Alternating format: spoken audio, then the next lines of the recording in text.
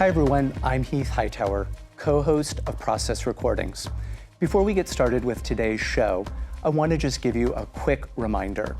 While Lisa and I hope you find our show useful, we also want you to know that it's not a substitute for therapy. If you do need a therapist, however, we do recommend that you check out the psychologytoday.com website. Also, if you need immediate support, contact 988, which is the 3-digit number to contact the National Crisis Hotline and Suicide number. Thanks for listening and watching, and enjoy the show.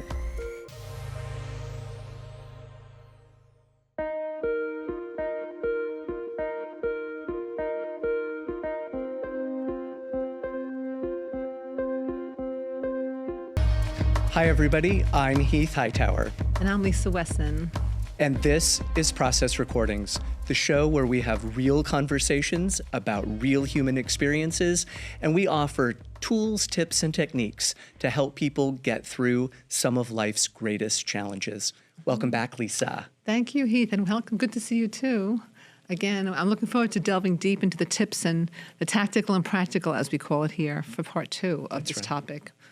Well, in the first podcast, we discussed the continuum of clutterers to hoarders and some overview in technology terms to get familiar with the topic. And now we're going to go into the how-to, which I really like. And so I'm curious, we talked about how hoarders suffer from can't have anybody over syndrome, and clutterers, just we all have some kind of clutter issue going on from whatever. So on your side of the street, how do you help people that have issues with clutter or want to reduce their belongings? And again, this is the general population. I doubt even any hoarders listening to us, because I know they don't want treatment, they hate us, they don't want to come in. That was my experience. Let's not say everybody. Let's not say everybody. Okay, everybody's too much, but I have the experience. I told you, I used to work, for a short period, for a year, I worked on the Hoarders Show. Yeah. And they sent me their people for aftercare after the big clean out. And I cannot say that I had a lot of success with those people. It was anyway. Go ahead. Yeah, no, that's okay. No, I mean, I think that the thing that always is most important, I think anytime you're working with people who have a lot of internalized shame and stigma about something, as well as for people who may be in lots of denial or may have what we call clutter blindness. Mm-hmm. I think that what that always means to me is that I have to spend more time building trust with them, right? And I think that building trust takes time, which also then means that it takes some patience. And so I think that the place that I would always start with clutter and hoarding is to really just start by building a relationship with them. For me, what that means is consistency. It means that I'm not going to start on the stuff, but I'm really going to start on learning about them. What's their story? I'm going to really lean in with curiosity about who they've been, how their life has gone. Mm-hmm. And I think through listening to that story, I'm going to listen for the on-ramps to then kind of circle back to kind of think about the stuff. When I think about the clients that have experienced hoarding, that wasn't the reason why they came to see me initially. For a lot of people, it was grief and loss initially. It was, in some instances, there was the threat of being evicted from their homes. Yes. And so really doing a good deep dive and listening to why the person was at risk for losing their home led me to then become aware that the issue was a safety issue as well as a health issue related to their hoarding. So I want to start with trust. And that then is going to lead me to really get to know somebody's story so that I've got some context about what the stuff might be about for them. Because as we talked about in the first episode, the stuff isn't the real issue. No, the stuff, right. The stuff is just a manifestation, a physical manifestation of something that's going on internally. So that's where I would start with people. Yes. I agree. Building the rapport and knowing that it's a safe place. And I actually say the words, like, this is a judgment-free zone. Nothing you can tell me is going to shock me. Like, you can say anything. You tell me the truth, because I'm not going to be shocked. I've heard almost everything probably. Anyway, it makes them feel safe. And also, like you said, the people in my practice, now again, I don't do so much, I don't have anybody currently even in my practice now who has a clutter issue, but years ago when I was a Jerry Psych specialist, like they all were having clutter problems and trying like getting themselves organized to move. That was it was like a lot. I had a lot of them. I did groups, and I had all these groups running at the hospital. Clutter to clarity groups. It was like every week. So anyway, but what I came to see too is people often have collateral issues, like you said, grief, also addictions. Someone might come to me for depression, come to find out they're an alcoholic. And, elderly people, they have like one drink, they get two drinks, they're gone. Old, skinny people, it goes really fast. It makes them, they react, what's the word? They have low tolerance. So I come to find out that they're like loopy, and they're having trouble focusing, and the clutter ended up becoming a hoard because they were just drinking too much, Mm-hmm. So they're usually right. Very few people had come to me for a clutter issue, now that I'm thinking about it. Mm-hmm. And they all have collateral issues. It's a symptom. It's a symptom. And the thing is that most people do, once they realize they have an issue, they get overwhelmed, like, where am I going to start? And unless there's an eviction notice or a nursing home placement pending, we don't have to rush. We can take our time and literally help them unpack. At one point, actually when I was in Westford, I used to have an office in Westford, and I did have somebody who had some clutter issue. She had a clutter issue, not serious, but it was very difficult for her. And I offered to go to the home. I was used to doing home visits in New York.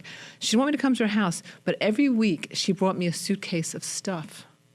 And this is, by the way, it's a good technique for clinical people. She brought me a suitcase, and she'd walk me through item by item why it was important to her. But the goal was to give away as much as possible. Mm-hmm. And at the end of the session, she actually would give it to me, and I would put it in a hefty bag and bring it to Savers or wherever she wanted me to bring it. I would, because she couldn't be trusted to bring it home. She might keep it if she brought it home. That was the game plan. Mm-hmm. She agreed. So bringing in the suitcase of stuff was very helpful. And I've also had people bring in mail. I once had a guy bring in like two big shopping bags full of mail that he could not open. It was after the death of his wife. And he was terribly paralyzed to open the mail. And so he'd come to the session and bring the hospital bills, ambulance bills, whatever, other correspondence, things, her mail. And it was very helpful. And little by little, he actually cleared off his dining room table, like in maybe half a dozen sessions, bringing the stuff to the session, which was actually, and it was actually his idea, as a matter of fact, because he said, I can't open my mail at home. I just can't. Right. So there are different, there's nice, workarounds here for the clutter problem. Yeah, and I think one of the things that we talked about in the first episode is the fact that there is this continuum, right? The continuum from people who may experience episodic, every once in a while clutter to people who have a more chronic, persistent, and debilitating experience like hoarding.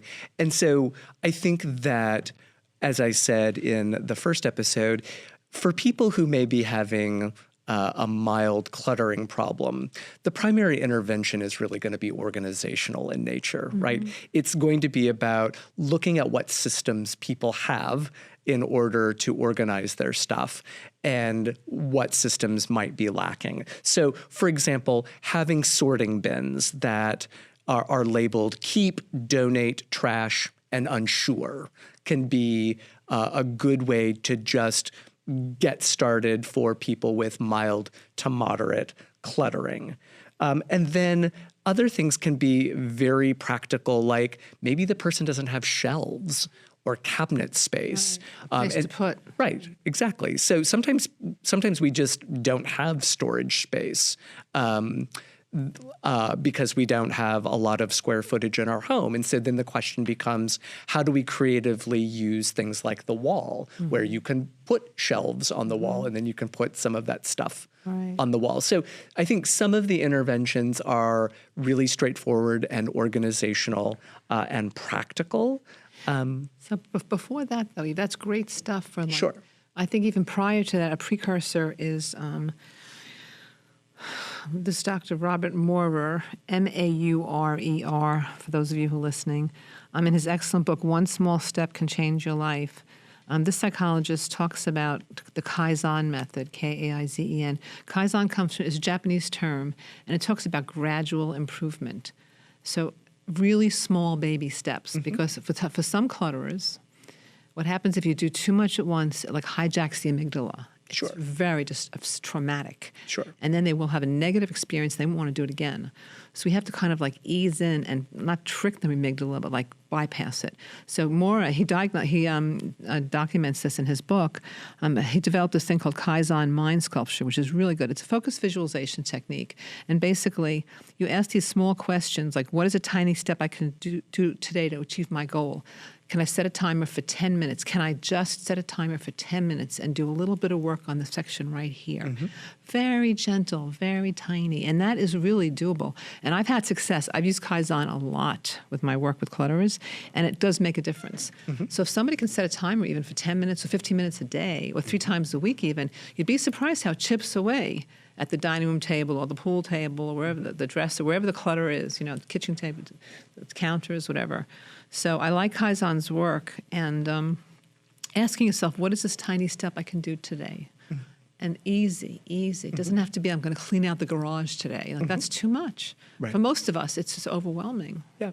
Yeah, and I also think another exercise that can kind of help people shift their headspace around this is really framing the activity as decision-making practice as opposed to discarding. Love that. Right? Oh, I love that. And so I think that one of the things that happens is when we talk about getting rid of things, we often forget that people have kind of associated things with people. So when I tell someone to get rid of the suit, what that triggers is, you want me to get rid of my husband, Fred? And so it's less about getting rid of husband Fred or the suit, and really about helping people shift into the mindset of, I'm practicing how to make decisions, as opposed to, I'm getting rid of stuff. Yes. And I think that's excellent. That can be another kind of cognitive intervention for just helping people make the shift.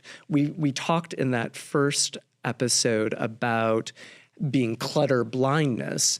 And one of the things that can kind of help us do is if we shift the frame from cluttering, decluttering to indecision, decision-making.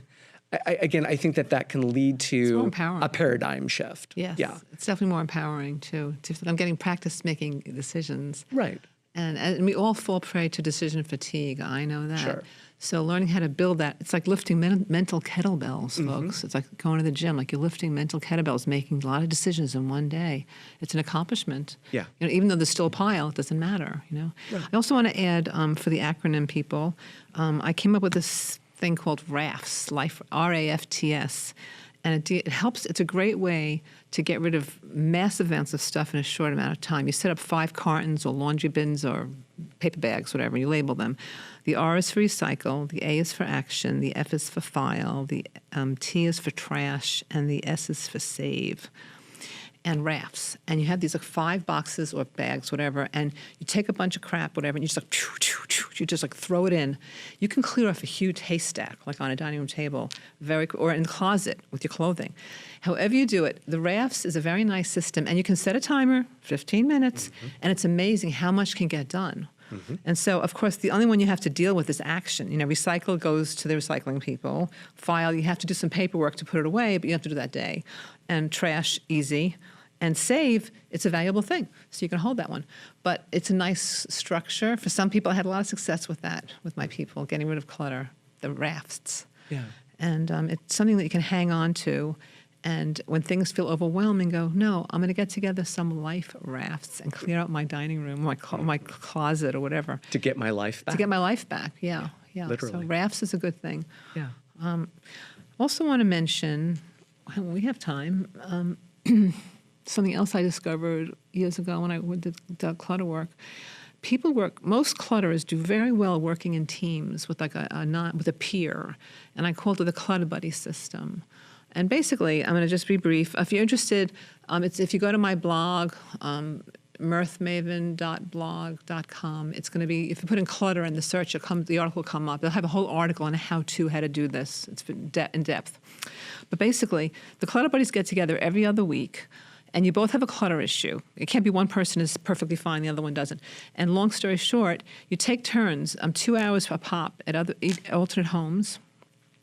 And the clutter buddy does not touch the stuff, doesn't hold, doesn't lift. The clutter buddy's focus is to sit there with the person in the house. Let's say the clutter buddy is the visitor, and just keep them focused. So when they pick up a book or the cat comes to play and they start taking time, you go, no, don't do that. Go back to the clutter. You're here to do a job today. I'm here for only 2 hours. And you can plan a break. Martha Beck calls them flake breaks. I tell my clients to set up flake breaks, whether it's every half hour or once an hour, whatever. The good news is there are 4 questions. I'll finish with this. The 4 questions that you ask the clutter buddy visiting somebody's house. So if I was visiting you, I was visiting your house, when they're holding up an old vest that has all kinds of holes in it and it's like messed up, and the clutter buddy says, does it lift your energy when you think about it or look at it? Do you absolutely love it? You know, is it genuinely useful? Do you want this thing or do you want freedom? Okay, and then the person has to decide. Like, and if they answer like no to like these questions, it's easy for them just to put it in the recycle or the throwaway, you know, the trash. But the 4 questions are very powerful. And again, it's on that blog article. But I came up with that because the clutter buddy is destigmatizing, de-shaming, and they take turns going to each other's home. And I'm telling you, folks, like after like 6 to 10 weeks, huge progress was reported. Mm-hmm. And it's free because you could always hire a professional organizer. I'm not against organizers, but this is nice, you know. Yeah. And these people were typically in my groups, so they'd come back to the group and report how well they did. And it was very exciting. And that was some success we had with the clutterers, you know, the clutter buddy system. So I highly recommend finding a clutter buddy. Yeah. And what I like about that intervention is that it's relational. And one of the things that we know, especially the further along the clutter hoarder continuum people are, so the more severe the cluttering or hoarding issue is, people begin to isolate and they become lonely. And that in and of itself is a bit of a red flag for us. And so I think relational interventions are incredibly important as we think about this work.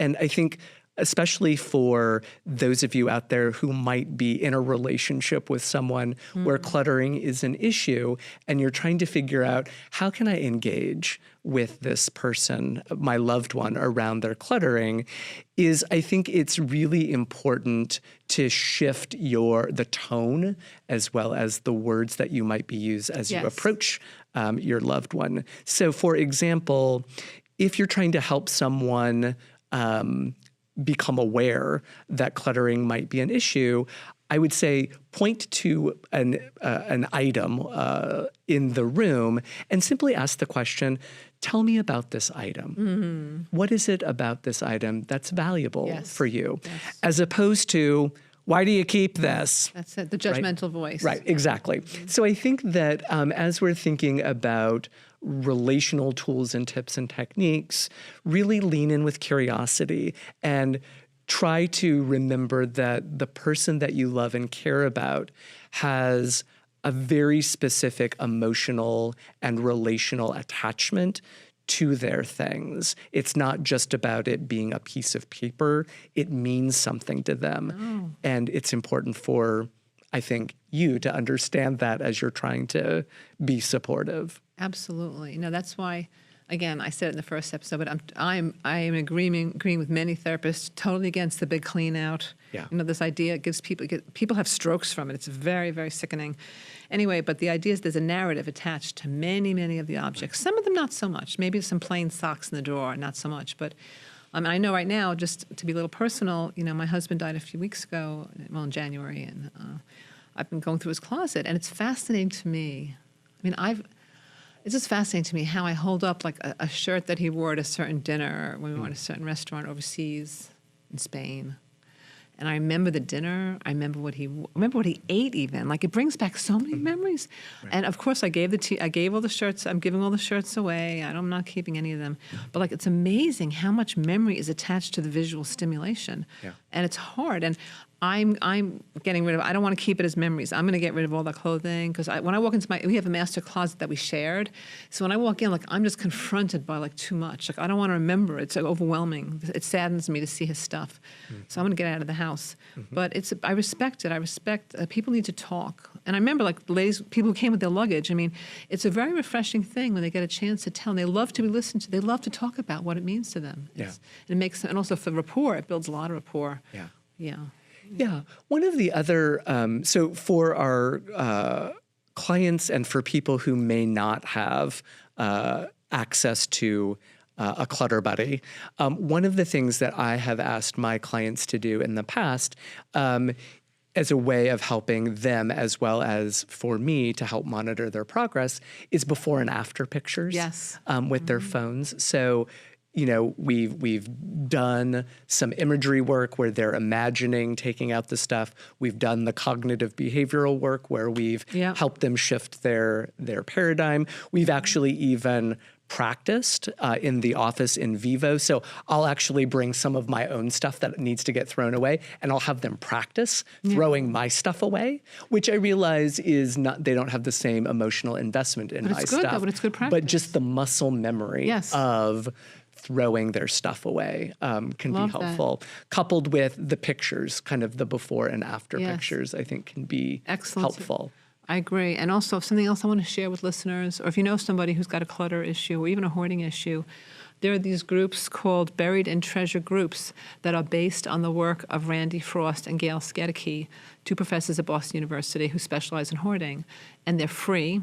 And there's actually one right here at the Chelmsford Senior Center that meets Wednesday nights. It's like AA. They're international. They're all over the country. Just search for Buried in Treasure group with your zip code. And they're fantastic. And I know half a dozen people who go to these groups who've gotten tremendous help from them. So BIT, it's known. Anyway, and there's a textbook. You do a little reading. There's a talk. Every week they give you an assignment. It's a great format. Very good mutual support. And the people who run these things are volunteers. It's not even. It's like they're such good little angels. Right. Over here in Chelmsford, we have Deb and Donna. I know them. Anyway, it's a great place to go if you're if you know someone you love has a clutter issue. Definitely. Yeah.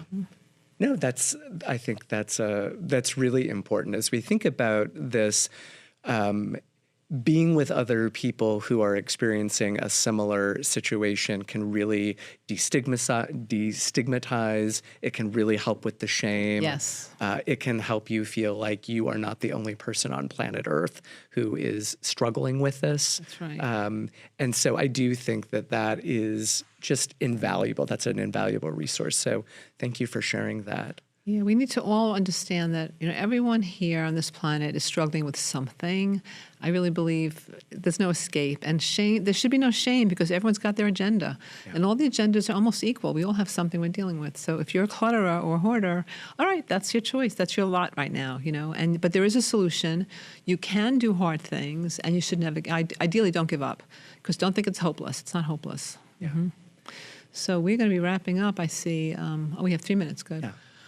We have time. We do. I would say probably my most favorite thing that I do with clients who are really struggling, because again, I operate in a pretty cognitive behavioral space as it relates to this particular issue, and I think one of the common thoughts or thought patterns that I have noticed in my clients who have experienced hoarding as well as cluttering is I might need this someday. Oh, yes. Oh, that's classic. Right. And so as you're out there listening, how often are you saying that? Oh, yeah. I might need this someday.